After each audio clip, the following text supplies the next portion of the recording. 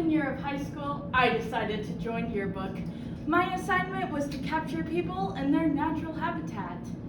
I noticed that this girl in my psychology of physics class would ask to be excused at the same time every day. And she would be gone for like 20 minutes. So this one time, she asked to be excused and I decided to follow her. I pulled out my camera and pursued her to the bathroom. Once she was settled in her stall, I busted down the stall door and blinded her with the flash of my camera. I was suspended for trying to do my duty while she did her duty. In the end, I got kicked off of yearbook for invading others' privacy. But I still firmly believe that photography is the lens through which we view society. First, we will pose as we look at the types of photography. Next, we will smile as I teach you how to take better pictures. And finally, we will say cheese when I show you what to do with the pictures that we take. First, we will pose as we look at the types of photography. There are 3 main types of photography. The first is landscape. With landscape, you just go outside and take pictures of mountains, lakes, the sky, vineyards with their shriveled grapes, nude beaches with their shriveled grapes. Finding a landscape to take a picture of can be very difficult, and many people have lost their lives to it. Over the summer, I decided to hike up the Scottsbluff National Monument to prove my family members wrong and that I can get out of bed and do something productive with my life. I reached the top, took a picture, and was attacked by a family of rabid prairie dogs. You can still see the scars and the medical bills. Bye-bye, college. Next are animals. When different hunting seasons come around, this type of photography becomes the #1 choice for profile pictures on dating apps for men. Wow, Todd, that dead fish looks better than last year. My personal favorite for swiping right is when they have a pile of geese laying in the bed of their Ford F-150. Well, if you can bag 15 geese, you must have an impressive pistol. Now, some people like to take pictures of live wildlife, such as the Loch Ness Monster or Bigfoot.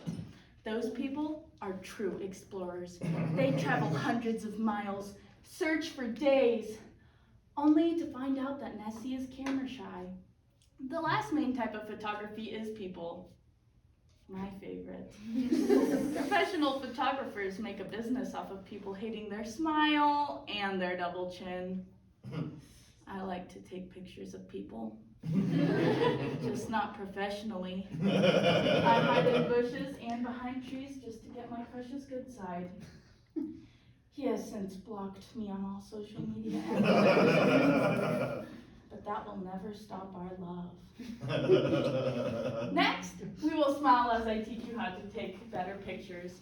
The most important thing about getting good pictures is angles. After all, you don't want to end up looking like Aunt Kathy when she opens up her camera app. So I hope you are paying attention. If you take pictures too low, you'll end up with a million double chins. Ooh, Aunt Kathy, I see one more chin than you had last Thanksgiving. If you take pictures too high, you'll see that bald spot that you've been trying to hide for a decade. You should really cover that up. Lighting is also important. You'll want your complexion to glow like a vampire's skin in the sun. Ah, that looks good. Ooh. Maybe less lighting is better. Next, you will want props. Props are easy to come by. For my 16th birthday, I bought myself a tiara to look like the pretty princess that I am. And I found this feather boa in the dumpster. Do you mind putting these on for me? What you really want for photos is an 80s glamour photo shoot. Tease that hair like there is no tomorrow. Pull off that blue eyeshadow and overblushed cheeks. Wear those leg warmers without restraint. And finally, we will want to pick out the perfect backdrop. Picking a background can change the emotion of a picture. This my personal favorite. I think what would look really good with you is a backdrop in a classroom with a bunch of strangers. Finally, we will say cheese when I show you what to do with the pictures that we take. Back in the olden days when you couldn't just send your photos into Walgreens online and pick them up in an hour, you had to develop film.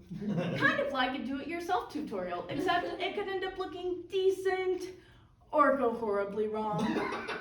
Kind of like cutting your own bangs or deciding to have children. To develop film, you will want to be in a pitch black environment. Absolutely no light. You will want 3 chemicals: a developer, a stop bath, and a fixer. Now, keep in mind that these chemicals are highly toxic and dangerous to drink.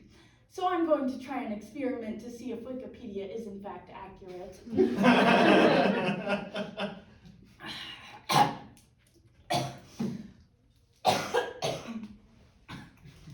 I think Wikipedia is in fact accurate.